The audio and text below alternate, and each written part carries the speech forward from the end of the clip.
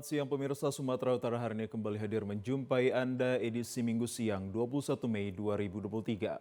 Sejumlah informasi menarik telah berhasil dirangkum oleh tim redaksi kami untuk Anda. Bersama saya Muhammad Azrul Nasution. Berikut Sumatera Utara hari ini selengkapnya.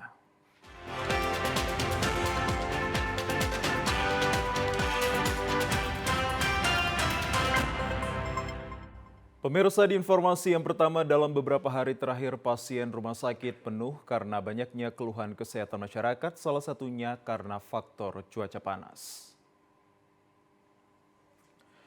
Sejumlah pasien di Rumah Sakit Umum Penyambungan Mandailing Natal terpaksa harus dirawat di ruangan transip instalasi gawat darurat akibat ruangan penuh. Meningkatnya pasien sudah terjadi sejak beberapa hari terakhir ini membuat pasien baru terpaksa harus menunggu kamar kosong. Tingginya pasien yang berobat ke rumah sakit bukan karena wabah, diperkirakan akibat cuaca iklim yang ekstrim melanda daerah ini sejak 1 bulan terakhir. Rata-rata keluhan pasien yang berobat ke rumah sakit ini akibat demam, batuk, flu, dan asma. Namun ada juga pasien yang melahirkan dan juga operasi. Direktur Rumah Sakit Umum Penyambungan Dr. Rusli Pulungan menyampaikan sebanyak 109 kamar rawat inap di Rumah Sakit Umum Penyambungan sudah penuh akibat meningkatnya jumlah pasien yang terjadi sejak beberapa hari terakhir. Untuk menjaga overkapasitas di rumah sakit, diharapkan bangunan rumah sakit di Komplek Perkantoran Bupati secepatnya selesai sehingga bisa dimanfaatkan. Kalau wabah, kita tidak melihat adanya wabah karena keluhan pasiennya memang beda-beda, bukan satu dua keluhan. Ada juga sehingga faktor infeksi saluran napas ada, tapi kan itu juga tidak terlalu signifikan karena ada juga infeksi lain seperti typhoid. Kebanyakan juga pasien-pasien hipertensi, stroke ada juga, kan gitu. Sementara itu, akibat terjadinya overkapasitas, sejumlah pasien terpaksa rawat jalan ke Rumah Sakit Umum Penyambungan. Sudah berulang-ulang kali muntah mencret, saya bawa ke IGD kan. Setelah di IGD, karena kalau muntah mencret harus pakai diinfus kan, nggak mungkin langsung pulang kan, harus dirawat inap. Tapi karena katanya kamar penuh semua, ya akhirnya karena persetujuan dokter terpaksa rawat jalan pulang kami. Nggak jadi dirawat pulang.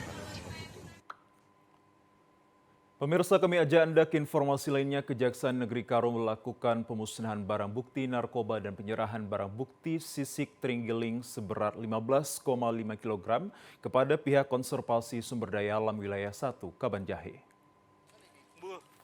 Pemusnahan barang bukti dari tindak pidana dari bulan Januari hingga bulan April tahun 2023 di halaman Kejaksaan Negeri Karo, antara lain barang bukti narkoba jenis sabu seberat 459 gram dari 16 perkara, dan untuk jenis ganja seberat 0,64 kg dari 5 perkara, tindak pidana umum lainnya seperti perjudian meliputi judi ikan, togel, dan dadu.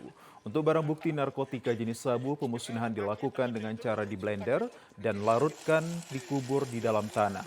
Dan untuk lainnya, pemusnahan dilakukan dengan cara dibakar, dan Kepala Seksi Barang Bukti Kejari Karo, Obrika Simbolon, mengatakan bahwa pemusnahan ini adalah barang bukti yang telah menjalani proses peradilan dan sudah berkekuatan hukum tetap atau inkrah. Kita dari Kejaksaan Negeri Karo mengadakan pemusnahan barang bukti yang terdiri dari narkotika jenis sabu sebanyak 459,21 gram dari 16 perkara, kemudian narkotika jenis ganja sebanyak 0,64 kg itu dari 5 perkara, kemudian dari perkara judi sebanyak 5 perkara. Selain itu, Kejaksaan Negeri Karo juga turut menyerahkan barang bukti seberat 15,5 kg berupa kulit atau sisik dari hewan terenggiling yang merupakan satwa dilindungi kepada pihak konservasi sumber daya alam wilayah 1 Kabanjahe. Kepala Bidang KSDA wilayah 1 Kabanjahe, Amenson Girsang, mengatakan akan berkoordinasi dengan pihak pusat mengenai sisik terenggiling tersebut apakah nantinya akan dimusnahkan atau dijadikan bahan edukasi. Hari ini kami dari BKSDA Sumatera Utara diminta oleh Kejari Karo untuk datang dalam rangka pemusnahan dan penyerahan barang bukti. Nah, yang diserahkan ke Balai Besar PSDA Sumatera Utara adalah barang bukti sisik terenggiling. Setelah diserahkan ke kita, nanti ini akan kita laporkan ke pimpinan kita di Jakarta. Kita akan mengarahkan apakah arahannya itu untuk dimusnahkan ataupun dijadikan bahan edukasi. Sementara itu pemirsa, di Nias Barat guna membangun jalan bagi daerah yang terisolir di Nias Barat dilakukan pembukaan jalan baru melalui program TNI Manunggal membangun desa TMMD ke-116 tahun 2023. Pembukaan badan jalan baru capai 1.300 meter program TMMD Teritorial Kodim 0213 Nias kali ini dilaksanakan pada Desa Sitolu Ewali, Kecamatan Moroo, Kabupaten Nias Barat. Alasannya sudah lama daerah ini tidak dijangkau akses transportasi jalan penghubung antara dusun dalam desa, melainkan hanya mengandalkan jalan setapak satu-satunya jalur aktivitas perekonomian para warga. Bahkan kondisi ini membuat wilayah tersebut masih berada pada zona daerah tertinggal, terisolir, dan terbelakang. Mengatasi hal ini, dalam penyusunan program dan kebijakan pembangunan daerah tahun ini, pemerintah daerah setempat menyepakati untuk mengalokasikan anggaran sebesar Rp1.410.000.000 dari APBD guna membuka akses jalan melalui program TMMD. Program yang kini dalam proses pengerjaan telah mendapatkan atensi dari warga daerah, sementara guna memperlancar aktivitas perekonomian rakyat tahun depan terus dilakukan peningkatan pembangunannya oleh pemerintah. Menuju wilayah atau Dusun 9 tidak pernah dibuka akses sebelumnya.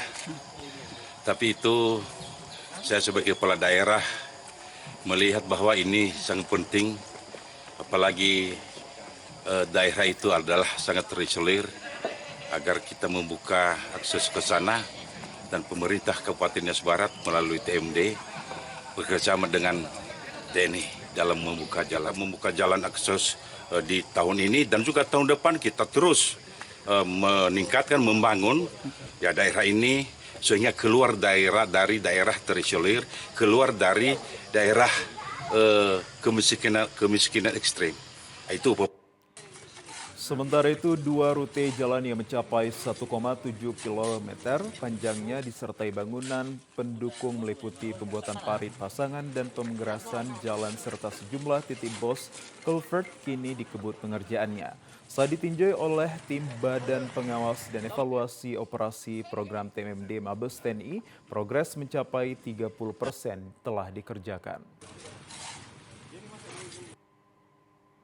Sekitar 1.750.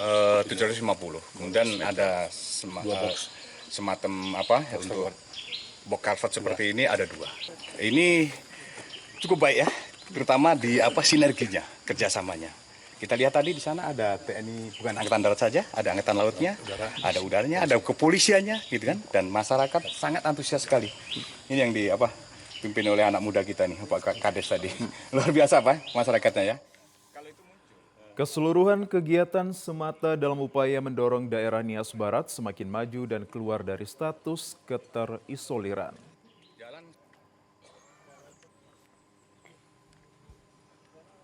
Pemirsa, petugas Satuan Reserse Narkoba Polrestabes Medan berhasil menggagalkan peredaran 41 kg narkotika jenis sabu dalam kurun waktu 1 bulan sejak April hingga Mei 2023.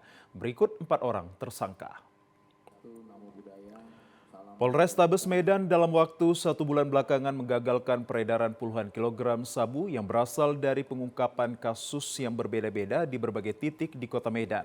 Untuk kasus pertama, petugas Satres Narkoba Polrestabes Medan berhasil mengungkap narkotika jenis sabu seberat 2,5 kg yang disembunyikan di dalam alat pengeras suara atau speaker dan mengamankan seorang tersangka wanita berinisial R.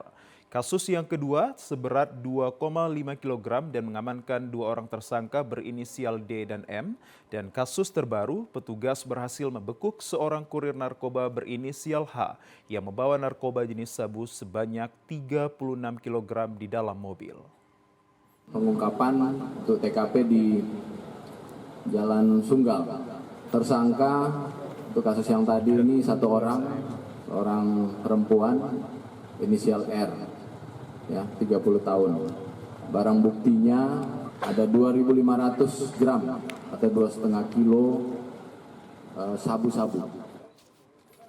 Guna mengantisipasi peredaran narkoba yang masih marak di Kota Medan, polisi menghimbau kepada masyarakat untuk segera melapor ke call center kepolisian di 110 jika mengetahui dugaan peredaran narkoba. 41 kg barang bukti narkoba jenis sabu ini nantinya akan dimusnahkan di Polda Sumatera Utara dalam waktu yang dekat.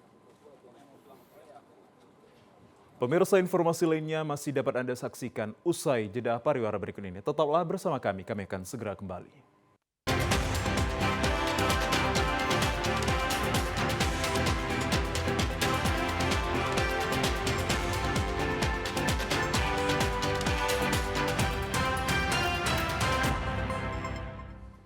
Pemirsa, Anda kembali bersama kami dalam program Sumatera Utara hari ini. Tim Safari Subuh Arafah Sumatera Utara terus mengajak masyarakat menjaga tali silaturahmi yang dimulai dari masjid ke masjid. Safari Subuh Arafah Sumatera Utara ke-50 dilaksanakan di Masjid Jami Al-Badar. Tim Safari Subuh Arafah Sumatera Utara pada Minggu ke-50 mengunjungi Masjid Jami Al-Badar di Jalan Gatot Subroto Medan pagi tadi. Safari Subuh Arafah yang dibina oleh Pangdam 1 Bukit Barisan dimulai dengan sholat subuh berjamaah. Usai sholat subuh berjamaah, safari tersebut dilanjutkan dengan tausiah singkat oleh Ustadz Haji Safi'i Siregar. Dalam dakwahnya, Al-Ustadz menyampaikan dengan bersafari di salah satu waktu sholat dapat menjaga tali silaturahmi sesama umat, di mana safari subuh dapat dimanfaatkan untuk melaksanakan tugas negara seperti mencerdaskan anak bangsa melalui dakwah dengan mendalami ilmu agama. Selain itu, tim Safari Subuh Arafah juga mengajak kepada masyarakat untuk kompak dalam memakmurkan masjid. Dampak dari makmurnya sebuah masjid sangat berpengaruh kepada lingkungan sekitar. Penasehat tim Safari Subuh Arafah Sumatera Utara, Kiai Haji Julfikar Hazar mengatakan, wujudkan kemakmuran yang merata, ulama dan umara harus dapat bersatu. Mudah-mudahan ulama dan umara bersatu, insya Allah negara ini akan baik. Itulah kita harapkan. Untuk itu pembinanya adalah Bapak Pangdam. Saya sebagai penasihat, mudah-mudahan setiap masjid kami datangi pasti akan ada yang memberi manfaat untuk masjid tersebut. Ketua Badan Kesejahteraan Masjid Jami Al-Badar Ahmad Safi'i berharap kegiatan Safari Subuh ini dapat terus berjalan. Mudah-mudahan kedepannya kita juga semakin bersinergi untuk mengadakan kegiatan-kegiatan di Masjid Al-Badar ini. Kegiatan Safari Subuh Arafah juga turut diisi dengan penyerahan kota infak, sandal masjid dan Al-Quran kepada pengurus masjid. Jamaah Safari Subuh Arafah yang juga sebagai staf Presiden Republik Indonesia Ade Irfan Pulungan yang telah menyempatkan diri untuk turut bersafari, menuturkan dari masjid ke masjid dapat menciptakan kedamaian. Ini sangat positif, menambah ukhuwah Islamiyah kita. Ini menunjukkan ada tali silaturahmi, mempererat sesama kaum muslimin. Dari masjid kita merasa ada kedamaian, dari masjid bisa ada kita kenyamanan, dari masjid pula semua itu bisa digerakkan dengan nilai ibadah dan ukhuwah Islamiyah. Sementara itu, tim Safari Subuh Arafah Sumatera Utara terus mensosialisasikan kepada masyarakat terkait kotak infak yang didesain tanpa kunci atau gembok. Hal ini bertujuan untuk mempermudah para jamaah yang akan bersedekah dan dapat mengambil kembalian uangnya untuk kebutuhan lain. Di informasi lainnya, pemirsa, sebanyak 82 jemaah calon haji sekecamatan Tanjung Morawa dan 40 anak yatim piatu mendapatkan santunan dalam acara Wirid Akbar di Desa Dalu 10B, Kecamatan Tanjung Morawa, Kabupaten Deli Serdang. Melalui kegiatan tepung tawar calon haji ini diharapkan dapat menjadi penyemangat para jemaah nantinya untuk melakukan rukun haji, baik yang wajib maupun yang sunnah. Menurut Ketua Ikatan Persaudaraan Haji Indonesia Kecamatan Tanjung Morawa, Masyur Nasution mengatakan sebanyak 82 orang calon haji sekecamatan Tanjung Morawa yang akan diberangkatkan pada tahun ini dan 2 orang cadangan yang disiapkan untuk menjaga calon haji yang sakit atau berhalangan pada saat berangkat. Jamaah calon haji Tanjung Morawa yang tergabung pada kloter 2 Kabupaten Deli Serdang masuk asrama haji pada tanggal 24 Mei dan berangkat pada Kamis tanggal 25 Mei 2023. Pengurus IPHI Kecamatan Tanjung Morawa mengingatkan kepada seluruh jemaah calon haji agar dapat menjaga kesehatan baik saat berangkat hingga pulang kembali ke tanah air. Yang berangkat dari Tanjung Morawa itu sejumlah 82 orang, tergabung di kloter 2 Kabupaten Deli Serdang. Insya berangkatnya hari Rabu tanggal 20. Untuk kedepannya ya para jemaah tetap bisa kita kondisikan supaya tetap menjaga kesehatan, baik mulai dari keberangkatan sampai di tanah suci, kemudian pulang dalam keadaan sehat walafiat. Sementara itu, calon jemaah haji dari Kabupaten Deli Serdang tahun 1444 Hijriah berjumlah 868 jemaah dan akan berangkat pada kloter kedua setelah calon jemaah haji Kota Medan. Di informasi lainnya, pemirsa, SMA Negeri 1 Serampah telah membuka penerimaan peserta didik baru PPDB 2023 wilayah zona 3 meliputi Serdang Bedagai dan Tebing Tinggi. Di hari pertama pendaftaran, sejumlah orang tua dan siswa berusaha untuk mendapatkan informasi perihal pendaftaran tersebut.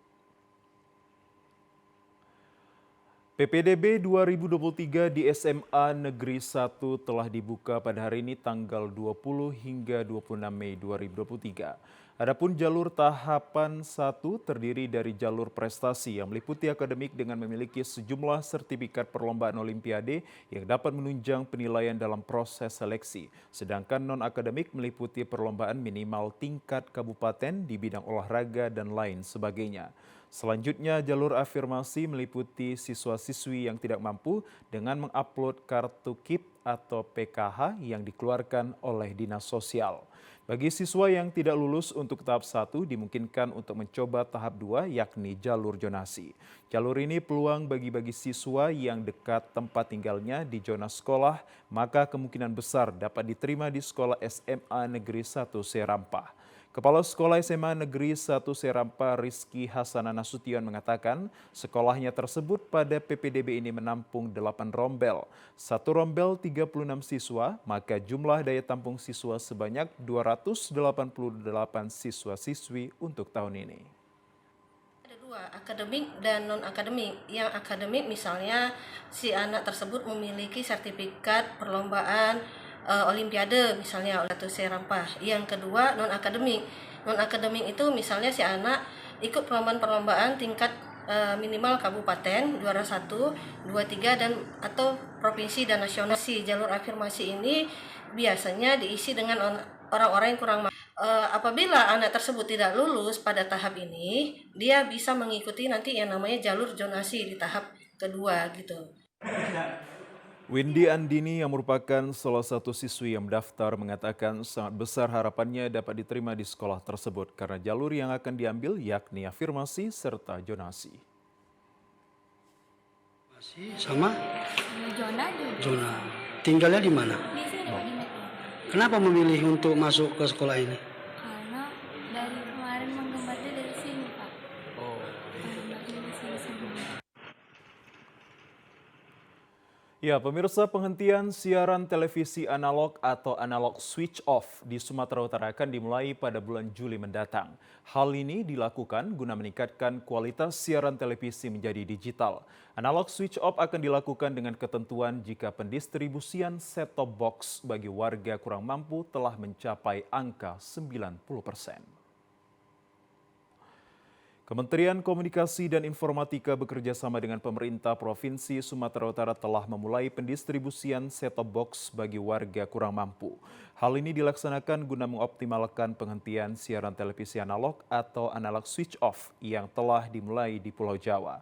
Untuk wilayah Sumatera Utara 1 yang meliputi Kota Medan, Deli Serdang, Langkat, Serdang Bedagai, Binjai, dan Tebing Tinggi, set-top box yang telah diberikan pada keluarga kurang mampu sekitar 16.000 ribu atau 18% dari total keseluruhan yang harus didistribusikan. Direktur Penyiaran PPI Kemenkominfo, Geriantika Kurnia menyebutkan pendistribusian set-top box bagi warga kurang mampu juga dibantu oleh pihak swasta sebesar 45.000 set-top box dan sisanya akan ditanggung oleh pemerintah. Jumlah set-top box untuk keluarga miskin ini sekitar 94.000 ya, 94.000 lebih lah. Dari swasta hampir 45.000, kemudian dari pemerintah sisanya. Nah sekarang set-top box yang sudah didistribusikan oleh swasta itu hampir 30%-nya. Pemerintah baru akan menyampaikan distribusinya mulai hari ini. Kita melakukan koordinasi dengan semua Pemda yang ada di Sumut, tujuannya agar distribusi ini bisa lebih cepat. Sementara itu, pihak swasta disebut telah melakukan pendistribusian set-top box sejak beberapa bulan lalu dan kini telah mencapai angka 30%. Sementara pemerintah baru akan memulai mendistribusikan set-top box pada bulan Mei 2023. Pemirsa, sungguh miris seorang lelaki yang mengalami gangguan jiwa, orang dalam gangguan jiwa atau ODGJ, Samingun, 52 tahun di Dusun Tegal Sari, Desa Aik Gitu, Kecamatan Silangkitang, Kabupaten Labuhan Batu Selatan, sudah 20 tahun hidup dalam belenggu rantai. Beginilah kondisi Samingun menghabiskan hari-harinya dengan berjongkok di sebuah pondok hanya beratapkan seng dan berlantai semen, namun tidak memiliki dinding. Karena setiap keluarganya yang akan memperbaiki tempat tinggalnya, maka akan dirusak kembali olehnya. Gangguan jiwa yang dialami Samingun sejak 20 tahun lalu akibat depresi sejak ditinggal istri dan anak. Meskipun pihak keluarga sudah berusaha berbagai macam cara untuk mengobati dalam menyembuhkan Samingun, namun tidak membuahkan hasil. Sedangkan penyembuhan secara medis keluarga tidak mampu karena terbentur pada ekonomi. Adik kandung Samingun, Miss Diatik, mengatakan abangnya mengalami gangguan pikiran disebabkan berpisah dengan istrinya. Di waktu lebaran, abang pulang ke rumah orang tua sedangkan istrinya mudik ke kampung halaman dan kehabisan ongkos. Ketika dia mencari pekerjaan, istrinya datang ke rumah orang tua Samingun dan terjadi pertengkaran. Seminggu kemudian istrinya kembali ke rumah beserta anaknya, namun saat Samingun menyusul untuk memberi uang belanja, istri dan kedua anaknya telah pergi. Ya awalnya dia pisah sama istrinya, ditinggal pergi ke rumah orang tuanya. Karena hari itu waktu lebaran dia pulang ke rumah mama, istrinya mudik, rupanya kehabisan ongkos. Jadi Kak, pemerintah desa ada nggak pernah untuk mencoba membawa abang ini berobat ke medis? Hari itu pernah dikunjungi sama Pak Camat kan, sama dinas kesehatan. Katanya mau dibawa ke Jakarta ataupun dibawa ke Medan, cuman kami merasa keberatan karena terlalu jauh gitu. Ikatan Pekerja Sosial Masyarakat Kecamatan Silangkitang, Prayetno, mengatakan setelah mendengar kabar beliau mendatangi rumah terduga ODGJ dan rasa prihatin dengan kondisi tersebut. Ketua IPSM Kabupaten dan Dinas Kesehatan maupun Dinas Sosial menindaklanjuti terkait temuan di lapangan. Prihatin dengan kondisi ini. Selanjutnya habis ini nanti kita koordinasi sama Ketua IPSM Kabupaten dan mungkin melalui Dinas Kesehatan dan Dinas Sosial untuk menindaklanjuti dari temuan kita di lapangan ini. Kalau kita di Kecamatan Silangkitang ini memang baru ini menemukan warga yang begini. Pihak keluarga berharap agar anak Samingun dapat melihat kondisi ayah kandungnya.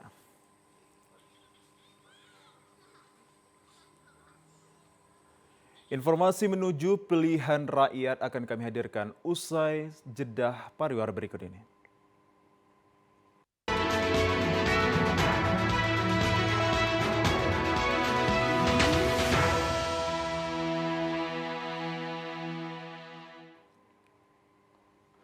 Pemirsa, Komisi Pemilihan Umum Kabupaten Serdang Bedagai telah menerima 18 partai politik berdasarkan surat edaran KPU RI terkait pengajuan kembali sebanyak 747 jumlah bakal calon legislatif dengan syarat keterwakilan perempuan yakni 100%.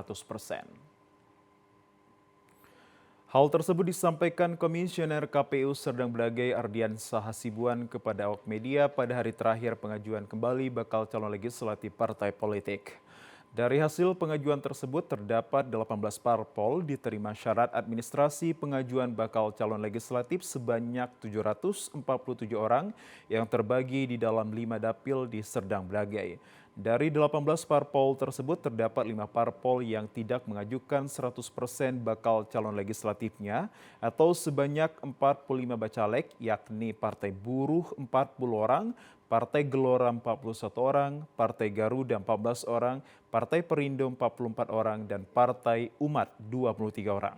Sementara untuk keterwakilan perempuan dari 18 partai mencapai 100%. Ardiansah Hasibuan menambahkan saat ini KPU Sergai akan melakukan verifikasi syarat bakal calon legislatif parpol dan apabila ditemukan kurang lengkap maka parpol diberikan waktu untuk melakukan perbaikan dan pergantian bacaleknya.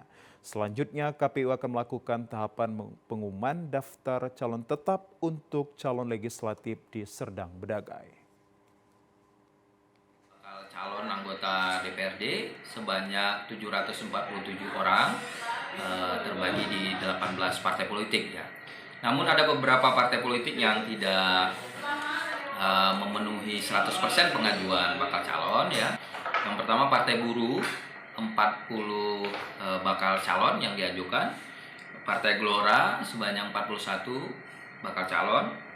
Partai Garuda sebanyak 14 bakal calon.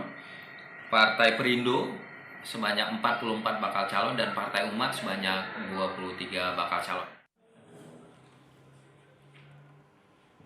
Pemirsa, Serikat Media Cyber Indonesia melakukan edukasi terhadap pemilih muda yang akan ikut serta dalam pemilu tahun depan.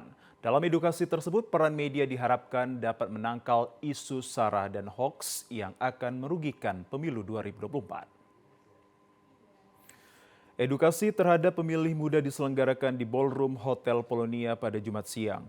Dalam acara tersebut turut hadir Gubernur Sumatera Utara Edi Rahmayadi, Ketua DPRD Sumatera Utara Baskami Ginting, dan Komisioner KPU Sumut Benget Silitonga, serta Ketua SMSI Sumut Eris J. Napitupulu. Dalam edukasi yang dihadiri juga oleh kaum milenial dari berbagai sekolah di Kota Medan dan universitas ini mendorong agar bijak dalam memilih calon pemimpin dan di pemilu tahun 2024. Selain itu, kaum milenial juga diharapkan agar bisa menyaring berita-berita yang syarat akan sara dan bisa menentukan apakah berita tersebut hoaks atau bohong. Komisioner KPU Sumatera Utara Benget Silitonga menyebutkan dan menyambut baik diskusi yang mengatakan dirinya menyambut baik edukasi terkait pemilu terhadap kaum milenial. Benget menyebut untuk calon pemilih 2024 mendatang dinominasi usia 17 hingga 40 tahun. Juga bagaimana pemilih menggunakan hak pilihnya, karena memang tantangan kita adalah satu, kita mengalami bonus demografi, tapi kita juga menghadapi tantangan teknologi informasi yang dua pisau ini, bisa menyesatkan, bisa positif. Itu tadi yang disebut hoax dan lain sebagainya. Oleh karena itu kami menyambut baik jika peran media itu berkontribusi pemerintah menghadapi tahun politik ini, menyadarkan bersama-sama, mendidik, mengedukasi pemilih kita, karena salah satu tanggung jawab pemerintah juga mensosialisasikan pemilu di pasal 434 Undang-Undang 7 2017, dan tentu kami sadar tanpa kehadiran peran serta media dan stakeholder lainnya ini tidak bisa kami laksanakan. Berdasarkan surat KPU RI nomor 495 dan 496 tahun 2023, dua partai politik yaitu Partai Garuda dan Partai Gelora mengajukan kembali bakal calon legislatifnya ke kantor KPU Sergai. Setelah dinyatakan dikembalikan pengajuan syarat bakal calon legislatifnya pada hari terakhir tanggal 14 Mei 2023 pukul 23:59 WIB, kini dua partai politik tersebut mengajukan kembali bakal calon legislatifnya ke KPU Sergai berdasarkan surat KPU tertera. Partai Garuda yang datang pada 18 Mei 2023 sekitar pukul 14 WIB, begitu juga Partai Gelora datang pada 19 Mei 2023 sekitar pukul 15 WIB. Dari hasil pantauan TVRI di kantor KPU Sergai, Partai Garuda mengajukan 14 bakal calon legislatifnya, sedangkan Partai Gelora mengajukan bakal calon legislatifnya sebanyak 41. Dengan keterwakilan perempuan mencapai 30%. Ketua Partai Gelora Deddy Mariadi mengatakan bahwa partainya telah diterima KPU pada masa pengajuan kembali. Sementara untuk target pencapaian partainya pada pemilu ini sebanyak 8 kursi. Tetapi berkas-berkasnya dinyatakan tidak lengkap, maka dikembalikan. Dengan keluarnya surat edaran KPU RI, maka dinyatakan kita bisa mencalonkan kembali, mendaftar kembali untuk calon-calon BCAD kita. Sementara itu, Komisioner KPU Ardiansah Hasibuan mengatakan dengan adanya surat edaran dari KPU RI, maka dua partai politik yang tidak mengajukan bakal calon legislatifnya serta dikembalikan berkasnya pada hari terakhir pendaftaran saat ini telah diterima dan dinyatakan lengkap. Untuk Kabupaten Serdang Bedagai ada dua partai politik yang melakukan pengajuan kembali berdasarkan surat KPU RI nomor 495 dan nomor 496 tahun 2023. Dua partai yang dimaksud adalah Partai Garuda telah melakukan pengajuan kembali dan Partai Gelora yang juga telah mengajukan kembali bakal calon anggota DPRD Kabupaten Serdang Bedagai pada tanggal 19 Mei pukul 15.